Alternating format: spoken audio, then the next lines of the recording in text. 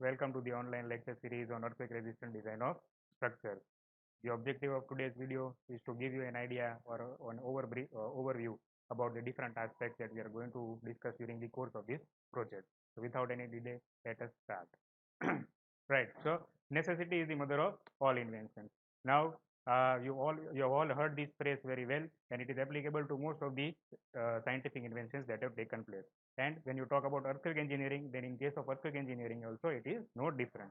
Why? Because scientists and researchers worldwide have accepted the fact that it is easier to control the effect of man-made disasters as compared to that of the natural disasters. Why? Because the prediction of the occurrence of event is possible in case of man-made disasters, but the prediction of events in case of natural disaster is not possible. That is why the extent of damage that is likely to be caused in case of natural disaster is much higher as compared to that of the man-made disasters. Right? So earthquake is also one such natural disaster which cannot be predicted, or the occurrence of that event or the frequency of the occurrence of the event cannot be predicted, and hence as a result of that the world is facing a problem that the estimate of the damage that is likely to be caused by earthquake is not to be predicted, right? So as a result of that a need arises that we need to develop a theory, or we need to develop a method which would help us to resist this natural disaster in a better way and make the world a safer place, right? So this subject is going to help us understand the importance of having earthquake resistant designs in order to have a safer world. Now, when we talk about the syllabus, as you can see in the bar chart over here, or the flow chart over here, the subject starts with the, means it is going to give you a basic idea about the fundamental concepts and the principles and the application of earthquake engineering in the design of earthquake resistant structures. So the first unit of the subject is going to discuss about the ground motion. So when we talk about the ground motion, we all know that earthquake is basically what you can say, earthquake is basically all about motion. That is the motion, that is the motion between the plates, right? So when you talk about ground motion, the subject starts with the concept of the seismology. So the Earth's geology is discussed. Then the different types of seismic waves are discussed. After that, the difference between magnitude and intensity is explained. And after that, the application of earthquake engineering will be discussed in that first unit. Then the next part is, once we have developed the basic understanding regarding the causes of earthquake, then when the basic understanding is developed, then the next part that comes is regarding the concept of earthquake resistant design structure. And in that case, in the second unit, the focus is on the irregularity in the structure, right? So when you talk about irregularity of the structures, the irregularity of the structures are discussed in two types. First is the mass irregularity, first is the plan irregularity, and second is the vertical irregularity, right? So when you talk about vertical irregularity, the vertical irregularity is the setbacks that are going to be there in the height of the, along the height of the structure. And when you talk about the plan irregularity, then the plan irregularity can be discussed in terms of the setbacks in the dimensions in the plan of the structure, right? So the second unit is going to discuss regarding the concept of earthquake resistant design of structures in case of irregularities of the structure.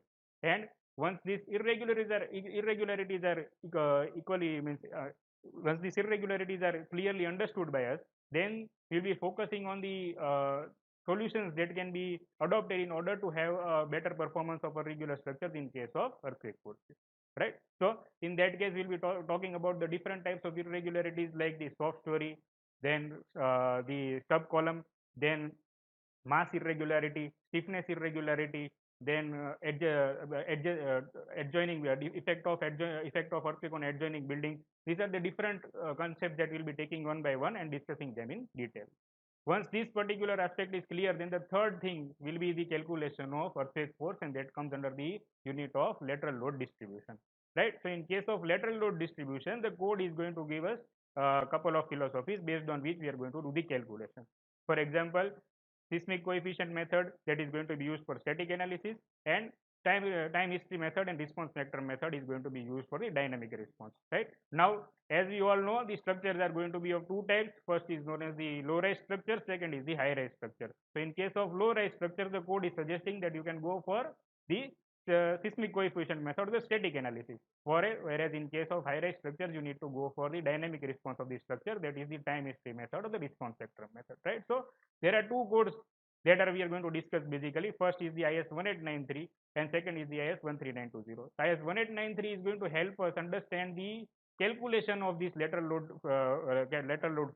load and distribution of these forces along the height of this structure, right? So it is giving you the calculation methods for both the static analysis also as well as the dynamic analysis also, right? So the third unit is going to focus on the lateral load distribution along the height of this structure.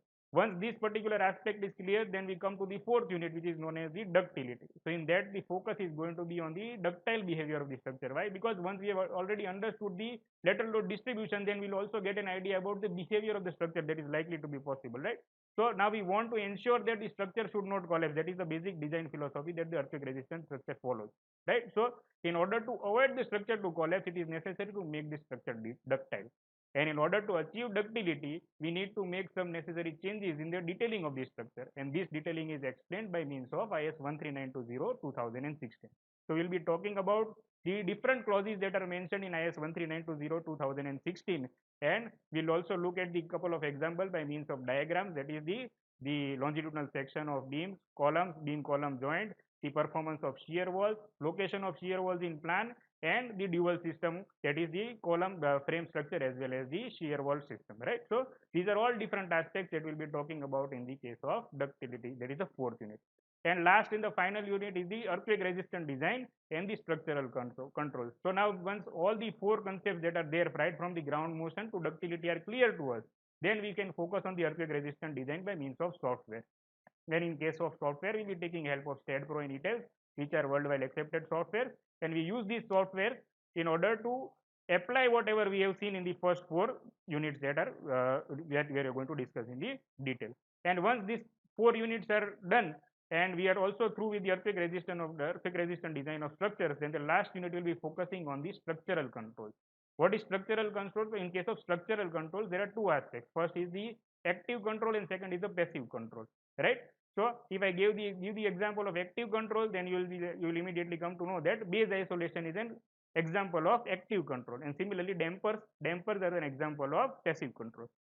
So we'll be focusing in this last unit of structural controls on the active controls and passive control. That is the principle of base isolation, the need of base isolation, consideration of base isolation, right? And what are the key elements or key components of base isolation system.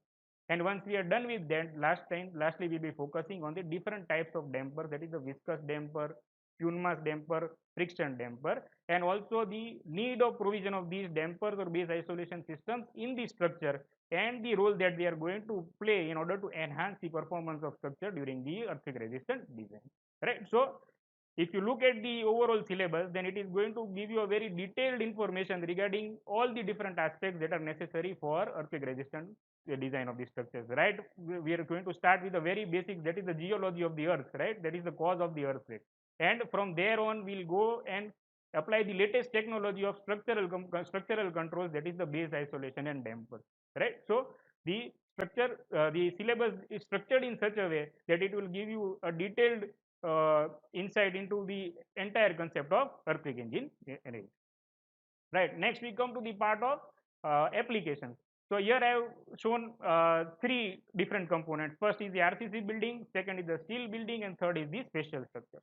So when we talk about RCC buildings, then in case of RCC buildings, you can say that any type of RCC structure that you are going to construct on the surface of the earth needs to be designed for earthquake resistant design of structures. Why? Because the code itself is telling you. If you go and refer the preface of the code, then in case of preface, it is clearly mentioned that if you want your structure, or if you are considering your structure to be remain standing during the earthquake, then it has to be compulsory designed as per the guidelines of IS 1893, right? So that is why I have taken the example of security cabin as the first example, that because why we consider security cabin to be a very small structure, and we feel that there is no need to apply earthquake force, but it is not the case, because the code is clearly telling that any structure you want to design on the surface of the earth, or you want to construct, then it has to be an earthquake resistant structure. So we cannot ignore a very small structure like security cabin also, right? So in case of RCC building, it is going to be security cabin, then low rise structures, then high rise structures, and skyscrapers. Then we come to steel building. In case of steel buildings, we are going to have the warehouses, manufacturing plants, industrial units, pharmaceutical units, pipe racks, belt conveyors, because all these different systems which are going to be under the case of material handling system. And in case of steel structures, most, as you can see, the examples that I have listed are related to the industries, and industries form an integral part of the economic growth of a country, right? So if any kind of damage is going to occur in these kind of structures, then as a result of that, what is going to happen is that the entire production is going to be affected, and once the production is affected, then in the long term it is going to have an effect on the growth of the company as well as the economy of the country, right? So as a result of that, damage is not at all advisable in case of steel structures that are constructed or erected in industries. So as a result of that, these structures also need to be specifically designed for earthquake resistant design. Now there is another matter, that whether the steel structures are going to be governed by earthquake forces or wind forces, that we need to check, right? What we need to do is we need to calculate the base shear for wind forces and earthquake forces, and whichever is going to be on the higher side, that particular force has to be considered in the design, right? So that is a different aspect that we will look into afterwards.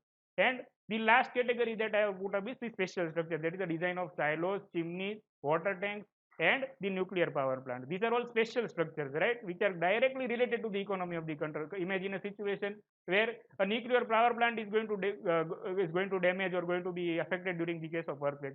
And if that particular plant stops, then as a result of that, what is going to happen? It is going to affect the economy of the country, right? So as a result of that, these are some special structures which cannot be ignored in case of earthquake resistant design of structures. Where if you look at it in the entire phenomena, then you can say that right from security cabin to nuclear power plants, all the structures that are there, or the structures that you are going to construct on the surface of the earth, each and every structure should be designed for earthquake resistant design, right?